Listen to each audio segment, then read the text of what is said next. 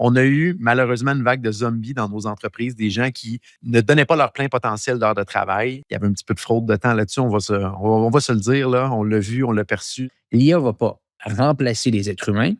Les êtres humains qui utilisent l'IA vont remplacer les êtres humains dans un cadre de travail. Et je pense que là, tu ne peux pas l'avoir de manière plus claire devant toi.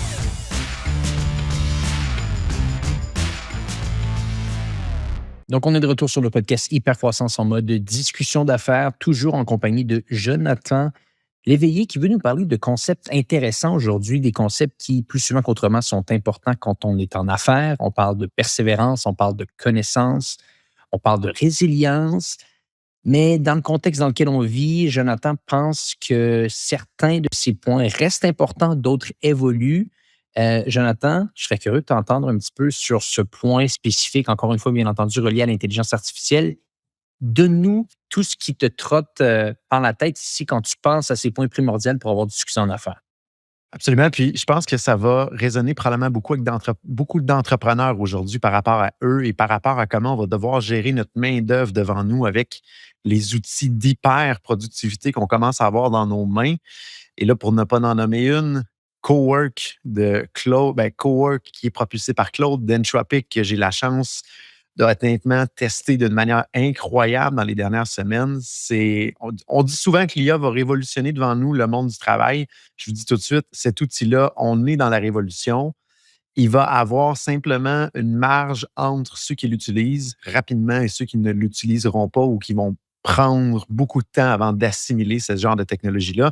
Là, on parle d'un outil qui provient de la compagnie Entropic, qui est propulsé par Claude, mais tous les autres s'en viennent avec leur outil d'agent de productivité là, professionnel qui découle sur le personnel aussi. Mais je vais vous amener quelques concepts de réflexion que je pense qu'on n'aura pas le choix en tant qu'entrepreneur de comprendre parce que ça va changer beaucoup de choses dans nos entreprises. Et si on ne maîtrise pas ces concepts-là, je pense on risque de perdre un peu de contrôle ou du moins de ne pas bien profiter de la situation. Le premier concept que je veux apporter, c'est le concept de zombie productif. Et là, je recule pendant la pandémie. On a eu accès à nos premiers zombies en tant qu'employés, des gens qui, à cause du télétravail, se cachaient un petit peu de ce qu'ils devaient vraiment faire, en faisaient un peu moins. Vu que c'est pas en présentiel, c'est plus difficile de voir ces gens-là. Donc, des gens qui ne donnent pas leur plein potentiel en termes d'heures de travail. Donc, d'aller faire une brassée de lavage pendant leur travail, d'aller faire leur commission au magasin. J'avais jamais vu autant de gens dans des grandes surfaces de magasins durant la semaine. Donc, on a eu malheureusement une vague de zombies dans nos entreprises, des gens qui ne donnaient pas leur plein potentiel d'heures de travail.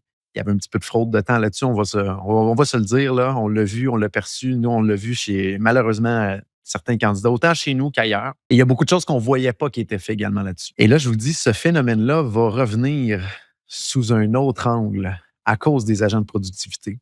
Et je m'explique. Ceux qui vont bien utiliser les coworks de ce monde, donc les agents de productivité d'IA qui sont vraiment utilisables maintenant dans notre quotidien, et pas juste pour les gens qui développent des lignes de code, là, pour monsieur, madame, tout le monde qui est devant l'ordinateur et qui font des tâches. Ces gens-là vont devenir des gens qui vont être extrêmement productifs à un niveau qu'on n'a jamais vu encore.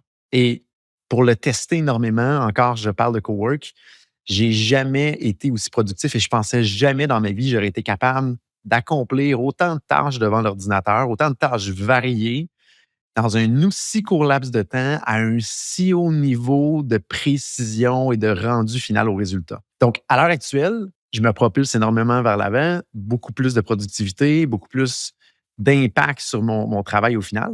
Mais là, ce qui va arriver, c'est qu'il y a des entreprises qui ne s'imprégneront pas de ces outils-là, qui ne connaîtront pas ces outils-là ou ne seront pas curieux de ces outils-là.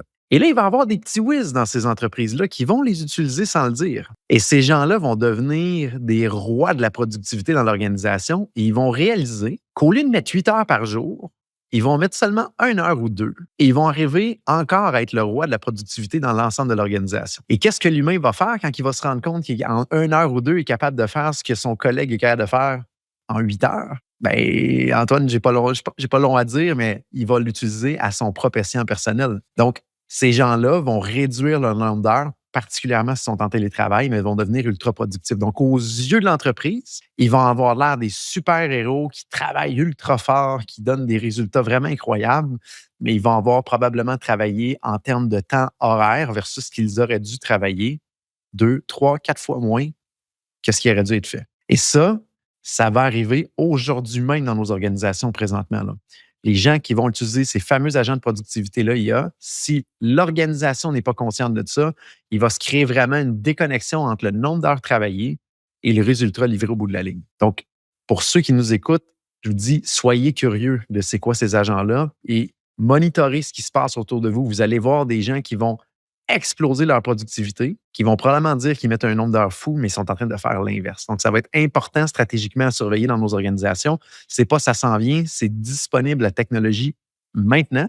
C'est juste que les humains vont prendre un certain temps avant de l'utiliser. Ben, écoute, Jonathan, ce qui est intéressant dans ce que tu dis ici, c'est que ça fait écho un peu à ce qu'on a discuté il y a quelques semaines de cela ensemble, où est-ce qu'on parlait de plus en plus, où est-ce que des prestataires, des prestations de services allaient bouger d'une tarification horaire davantage d'une tarification au résultat.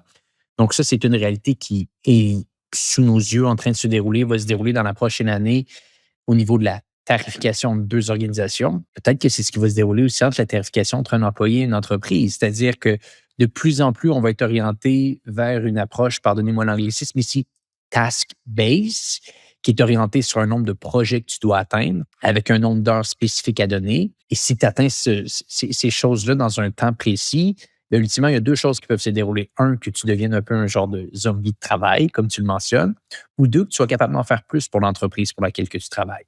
Et vous savez quoi? La personne qui est dans le deuxième cas ici, qui est capable d'en faire plus pour l'entreprise, qu'est-ce qu'elle est en train de se négocier? Elle est en train de se négocier un effet de levier pour avoir un beaucoup plus gros salaire avec des preuves irréfutables en disant: «Je suis capable de faire le travail de 3 personnes pour moi seul. Donne-moi ma promotion, donne-moi un beaucoup plus gros salaire, donne-moi ce que je mérite». Et j'ai l'impression qu'on est en train de vivre pour une des premières fois concrètement la définition de ce que tout le monde dit depuis 3 ans. L'IA ne va pas remplacer les êtres humains. Les êtres humains qui utilisent l'IA vont remplacer les êtres humains dans un cadre de travail. Et je pense que là, tu ne peux pas l'avoir de manière plus claire devant toi.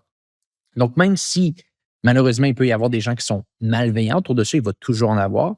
Je pense qu'on peut également voir le verre à moitié plein ici en disant simplement que tu peux, littéralement, maintenant, sur ton lieu de travail, moi, je suis un employeur ouvert à ça, que si tu me démontres hors de tout doute que tu es capable d'augmenter ton niveau de productivité par un facteur de 1,5, de 2x, à cause que tu utilises les outils qu'on met à ta disposition, toutes les raisons et tous les droits du monde de me demander plus d'argent. Ça, c'est clair, net et précis. Et je pense que n'importe quel entrepreneur et dirigeant d'entreprise serait fou de penser l'inverse. Jusqu'à ce que ça devienne la norme. Parce que là, on est dans un concept qu'on appelle l'arbitrage, qui est simplement parce que l'humain est un peu plus lent à s'adapter à utiliser les outils. Si quelqu'un vient nous voir et dit: «Hey, je vais être 2 fois plus productif avec tel outil d'intelligence artificielle», parfait, mais dans 6 à 12 mois, si tout le monde utilise ça, on ramène tout ça dans une moyenne qui n'est pas plus productif que la moyenne. Donc, il y a un arbitrage qui se fait donc entre la productivité d'aujourd'hui et le temps où est-ce que tout le monde va utiliser ces outils-là. Et là, le problème, c'est que si on se met à donner des augmentations à tout le monde qui utilise les outils, qu'est-ce qu'on fait dans 6, 12, 18 mois quand ça va devenir une norme? Ça va être problématique parce que probablement que le coût des services qu'on livre va diminuer, donc on n'aura pas le choix de diminuer également le prix. C'est la loi du libre marché. Donc, on va rebaisser les salaires des gens rendus là. C'est ce qui me met un point d'interrogation dans ma tête par rapport à, pour une des rares fois, si quelqu'un vient nous voir et me dit: «J'ai trouvé le moyen d'être beaucoup plus productif», oui, c'est juste une fenêtre temporaire parce que ça va devenir la norme. Donc, comment qu'on doit, en tant qu'entrepreneur, vraiment gérer cette partie-là, puis de également dire: «OK, c'est beau, je t'en donne un peu plus, mais on fait quoi quand ça devient la norme? Je t'en enlève», ce qui est pratiquement infaisable dans le cadre d'un employé, sans le démoraliser ou sans le faire quitter de l'organisation. On va tous être confrontés en tant qu'entrepreneurs à exactement ce phénomène-là. Il y a des gens qui vont venir nous voir, Ouais. puis qui vont nous demander des augmentations, mais on fait quoi à terme? Et j'ai Ben, pas la écoute, réponse, c'est juste une réflexion que je lance à tous. écoute, je pense qu'on peut le voir de deux façons. De un, je crois que c'est utopique de penser qu'on va continuellement avoir 99,9% de la population qui va vivre un petit peu sur la frontière de l'intelligence artificielle et qui va utiliser les derniers outils qui vont te rendre 2, 3, 4, 5 fois plus productif. Bien entendu, il va y avoir de plus en plus de gens qui vont adapter les outils, mais tu parles encore avec énormément de gens aujourd'hui. Comment ils vont utiliser l'intelligence artificielle? C'est qu'ils vont demander une question à ChatGPT, ce qui est il n'y a rien de mauvais de le faire. Mais on pourrait dire, en termes d'évolution de l'intelligence artificielle, c'est très 2023, si on peut le dire ainsi. Et je pense que ça va prendre du temps avant que les gens commencent à utiliser littéralement un peu des agents autonomes, des agents qui sont capables de faire des tâches par eux-mêmes sans nécessairement avoir besoin d'un prompt constant. Donc, avant que tout le monde se rende à cette frontière-là, je pense qu'il va y avoir énormément de choses qui vont se dérouler. Et cette frontière, à moins qu'on atteigne la fin de l'exponentielle très rapidement, ce qui me surprendrait, va continuellement être repoussée à travers le temps. La frontière va être repoussée à travers le temps pour des nouvelles choses, des nouvelles choses, des nouvelles choses. Donc, de penser que tous les gens vont l'atteindre aussi vite, je pense que c'est utopique.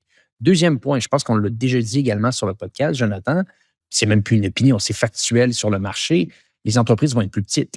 Regarde juste ce qui s'est passé la semaine dernière. Oracle ont renvoyé 30 000 employés pour information officieuse, mais si tu regardes un peu ce qui se dit sur LinkedIn de tous les anciens employés, ça m'a l'air d'être le chiffre global qui est sorti, des dizaines et des dizaines de milliers d'employés qui sont partis. Pourquoi? Parce que l'organisation est en train de s'endetter, entre parenthèses, c'est en train de prendre pour beaucoup, beaucoup, beaucoup de crédit pour aller bâtir les différents contrats d'intelligence artificielle qui ont signé avec OpenAI. Donc, on fait ici littéralement la transaction pour financer nos achats de tokens. Si je le sursimplifie ici, on sacrifie des humains, on sacrifie des salaires d'humains. C'est ça, là, littéralement, la transaction qui est en train de se mettre en place. Ça arrive avec Oracle. C'est arrivé avec Meta, c'est arrivé avec Amazon, c'est arrivé avec Google. Il y aurait l'argument de dire que peut-être que ces entreprises avaient trop d'employés, mais je suis à peu près certain que c'est peut-être même en train d'arriver dans ton entreprise, Jonathan. C'est en train d'arriver dans mon entreprise aussi. On se réveille un matin, on a beaucoup de projets à faire. Oh, on regarde le compte de notre équipe. Il me semble que j'ai plus de projets qu'avant, mais j'ai moins de gens qu'avant. Ah, pourquoi? Parce que je suis devenu plus productif. Donc, toutes les entreprises sont en train de se réveiller autour de ça. Et je pense qu'on s'enligne dans un monde où est-ce que les entreprises qui ont été construites avant que l'intelligence artificielle arrive, vont devenir plus petites. Ça, je pense que c'est inévitable. Je pense qu'on le voit déjà, mais peut-être avec des gens qui ont plus d'impact. Et ça, je crois que ça reste un modèle très, très fonctionnel, c'est-à-dire une plus petite entreprise avec des gens qui ont peut-être des plus gros salaires parce qu'ils ont été capables d'en faire plus. Du moins, en tout cas, moi, c'est le modèle que je vois devant moi sur les 12 et 24 prochains mois qui risque de se dérouler dans mon entreprise. Et je l'ai dit ouvertement avec nos collègues, vous allez avoir plus de choses à faire. On va essayer de vous apprendre comment être plus productif sur certains aspects. Vous allez avoir des salaires en conséquence qui vont être liés à ça. Mais je pense qu'on s'enligne dans un monde comme ça. Et honnêtement, c'est pas une mauvaise chose. Hein. C'est pas, je trouve, tant que ça, une mauvaise chose. Donc, bref, je pense qu'avant que tout le monde ait un niveau de productivité comme le 1 du 1 ça va prendre un bon bout de temps. J'ai une vision un peu abrupte et tranchante là-dessus. Moi, je pense que l'utilisation de l'intelligence artificielle dans un cadre professionnel et personnel, dans quelques années, va être la même chose que la nécessité de parler un langage. Que ce soit français, anglais ou peu importe, je pense que ça va devenir une nécessité tellement importante que les jeunes ne pourront plus passer à côté. Et moi, vraiment, ceux qui ne sont pas capables de bien parler dans une langue manquent un paquet d'opportunités puis finissent par comprendre que ça ne fait pas de sens et ils vont investir le temps. Je pense que ça va devenir aussi important qu'il y a des cas de parler français ou anglais dans notre société et toi maintenant espagnol sur le continent européen. Je pense que ça va être un no-brainer et là, je suis probablement tranchant dans ma vision par rapport à ça. Ou même, ça va être aussi important qu'il y ait des cas d'utiliser un ordinateur. Si quelqu'un aujourd'hui qui n'est pas capable d'ouvrir un ordinateur, envoyer un courriel, ça ne fonctionnerait pas du tout dans un cadre autant professionnel que personnel. On fait une pause sur le podcast en cours parce que je veux vous parler d'une entreprise que j'aime tant et cette entreprise se nomme Hello Darwin. Présentement, vous faites face peut-être avec votre organisation à des défis, vous voulez plus de croissance, vous avez besoin de liquidité. Eh bien, plus souvent qu'autrement, on ne le sait pas, mais la liquidité fait partie de ce que le gouvernement peut nous offrir via des subventions. Mais nous, en tant qu'entrepreneurs, en tant que dirigeants d'entreprise, on n'a pas le temps de regarder ça. On ne sait pas exactement où donner de la tête et on n'a pas envie de remplir des documents qui sont tellement long. Et c'est ici que Hello Darwin vient faire son travail. Si vous travaillez avec les experts de Hello Darwin, ils vont faire tout le travail pour vous. Ils vont remplir les formulaires, remplir les différents documents et aller les chercher, les subventions dont vous avez droit. Et ces subventions, par la suite, vous allez pouvoir les utiliser par la suite les liquidités et réinvestir dans votre croissance, dans la croissance de votre organisation. Si vous aimeriez en savoir un petit peu plus sur leur service, vous avez simplement à aller au go.hellodarwin.com/hypercroissance. Donc, je le répète, go.hellodarwin.com/hypercroissance. Remplissez un formulaire, dites-leur que vous venez du podcast et vous allez obtenir un rabais en travaillant avec eux. Et par la suite, je vous le dis, vous allez être capable d'utiliser ces liquidités et réinvestir dans votre croissance d'entreprise. De retour à l'épisode en cours. La question que je te pose dans ce cas-là, si on fait ça, Et essayons de le voir de manière différente. Puis c'est intéressant parce que ça fait un challenge d'idées ici. Si demain matin, tu es capable d'avoir moins de gens dans ton entreprise, mais des gens de très haute qualité, ou du moins même pas nécessairement moins de gens, mais simplement de prendre plus de projets sans nécessairement tout le temps avoir besoin de plus de collègues. Donc, toutes choses étant égales par ailleurs, faire des économies d'échelle, on va le dire ainsi. Et que de ton côté, Jonathan, tu as été capable de démontrer, même maintenant, que tu es capable d'offrir un service 5 à 10 fois meilleur à tes clients pour à peu près 30 plus cher. Donc, littéralement, le client gagne sur un facteur de 10 et tu lui demandes 30 de plus de paiement que tu pourrais avoir au niveau de tes prestations. Je pense que ça, peut-être que 10, c'est intense, peut-être qu'on pourrait dire 5, mais je pense un facteur de 5 en termes de qualité de rendu ou qualité de produit ou volume de produit ou volume de code créé pour 30 plus de prestations. Tu sais quoi? J'ai l'impression qu'à peu près 9,9 clients sur 10 qui travaillent avec toi qui signeraient demain matin pour avoir ce deal-là avec toi parce qu'ils se diraient: waouh, j'ai 5 fois plus qu'avant et ça me coûte juste 30 plus cher. Et j'ai l'impression qu'on s'enligne vers ça. Moi, c'est mon pari, si j'avais à le mettre un petit peu ici au niveau de l'intelligence artificielle, c'est que, comme on le dit depuis longtemps, il va falloir que tu sois capable de faire plus avec moins. Mais les gens vont toujours être à payer, tant aussi longtemps qu'il y a de la valeur. Ils vont juste en demander plus. Et c'est quasiment impossible demain matin de dire que même à l'interne, je vais remplacer tout ce que j'avais externalisé ou même là maintenant, ce qui sort beaucoup, c'est la fin des SaaS. Tout est remplacé par cloud, mais si tu fais les calculs à la fin de la journée, ça va te coûter plus cher en tokens que ça va te coûter en frais d'abonnement par mois sur les différents logiciels que tu vas prendre. Donc, le point que je veux dire, c'est que c'est pas à cause que c'est possible potentiellement de le faire que les gens vont vouloir tout le temps le faire eux-mêmes. Ils vont être prêts à payer plus si tu es capable d'offrir plus. Et ça, pour moi, c'est un pari qui risque d'être un pari gagnant. Et si tu arrives à atteindre cette équation-là, Jonathan, tu peux faire plus de revenus avec ton organisation, tu peux payer plus tes employés en faisant ça parce que maintenant, vous êtes capable de faire plus avec un compte que vous étiez capable de faire avant. Et ton client, ici, est capable d'avoir beaucoup plus pour un prix qui est pas tellement plus élevé que ce qu'il y avait avant. Ça, j'ai l'impression que c'est un scénario qui va se dérouler. Oui, et j'amènerais même notre réflexion en tant qu'entrepreneur sur peut-être un autre morceau pour un deuxième concept. Je regardais la croissance des revenus d'Entropic qui est complètement hallucinante. On se rappelle, il y a à peu près, je pense, 3 ans, 0 $. Là, ça venait de naître comme entreprise, aucun produit, aucun service, aucune tech. Là. C'est quelqu'un qui était chez OpenAI qui a décidé de quitter parce qu'il ne voyait pas les valeurs d'OpenAI proches de ses propres valeurs. Dernier chiffre que j'ai eu en février par rapport à janvier, c'était 18 milliards US de revenus annualisés. Donc, on voyait vraiment une courbe exponentielle qui est en train d'arriver. Dernier chiffre qu'ils ont sorti dans les dernières heures, c'est 30 milliards. Donc, en un mois, ils sont passés de 18 à 30 milliards de revenus annualisés US. Et ça, ce que ça veut dire, c'est qu'avant, les dollars qui étaient mis pour des licences venaient des budgets de TI, venaient des budgets de licence. Et là, à cette vitesse-là à laquelle les entreprises comme OpenAI commencent à recevoir des revenus, c'est plus juste des budgets de licence. Là. Ça ne peut pas être seulement des budgets qui viennent du côté TI. Là. C'est des budgets qui commencent à être comparés à une masse salariale. Donc, le 30 milliards de dollars présentement aujourd'hui qu'OpenAI, qu'Anthropic annualisé reçoit, ça compétitionne directement de la masse salariale dans nos organisations. Et ça À va 100%. continuer de s'accélérer devant nous. Ça va que continuer. Donc, là, c'est là que j'amène la réflexion dans nos organisations. Puis moi, j'en discutais avec mon gars de TI ce matin.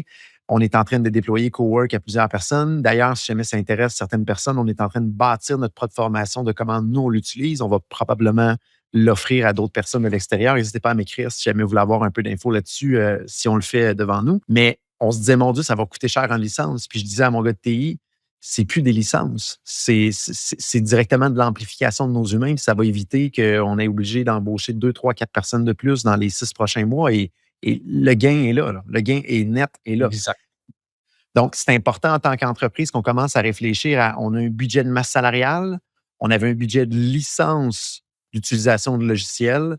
Et là, il y a un troisième bucket qui est en train de se créer, qui est les agents IA et les agents de productivité. Et ça, il faut que ça vienne se balancer avec la main-d'œuvre et avec le côté licence, et non juste dire on met ça dans la colonne, dans le grand livre, la ligne du GL de licence. Sinon, on n'avancera jamais là, et on n'ira pas saisir ces fameux gains-là. Donc, deuxième concept, je pense qu'il est important à réfléchir dans nos organisations. Là. Mais ce qui est important, puis peut-être pour revenir au point que tu mentionnais, en 2024, Anthropic a terminé l'année avec 1 milliard de revenus.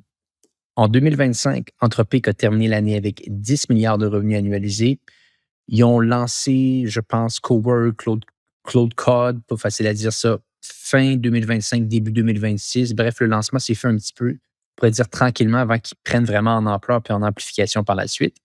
Après 1 ou 2 mois, il avait mentionné qu'il avait été capable d'ajouter environ ce que tu t'as mentionné, 7 à 8 milliards de revenus annualisés. D'ailleurs, pour les gens qui ne comprennent pas comment on est capable d'un mois à l'autre d'ajouter autant de milliards de revenus annualisés, je faisais des recherches et j'étais capable de comprendre comment ils font ce décompte-là. C'est très, très simple. Ils prennent simplement les revenus des 4 dernières semaines et sont capables par la suite de le projeter fois 13 pour comprendre à quoi vont ressembler leurs revenus annualisés. Donc, juste pour que vous soyez capable de comprendre, on prend les revenus des 4 dernières semaines et par la suite, on va le diviser par littéralement 4 et le multiplier par 13 pour voir un petit peu qu'est-ce que ça va donner. Bon, vous comprenez un petit peu l'idée.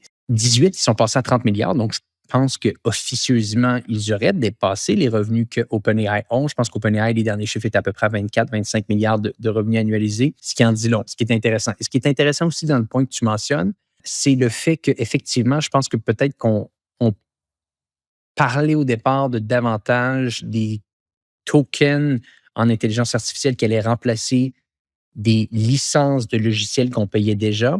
Là, de plus en plus, ces coûts de tokens vont augmenter et risquent de remplacer peut-être un deuxième ou un troisième employé qu'on aurait pensé engager à la place. Donc, il y a vraiment un shift qui est en train de se dérouler. Puis c'est pour ça qu'ils sont capables d'avoir des factures autant élevées au niveau des entreprises dans lesquelles ils travaillent. C'est que les entreprises s'en rendent compte eux-mêmes, ils sont en train de faire une économie vraiment importante au niveau de leur masse salariale. Et ça, écoute, ça va se dérouler d'une manière ou d'une autre. Puis prenons peut-être un pas de recul de notre vision d'entrepreneur ici, mais de manière un petit peu plus philosophique. Ça fait longtemps qu'on en parle, mais c'est quand même sensiblement étrange.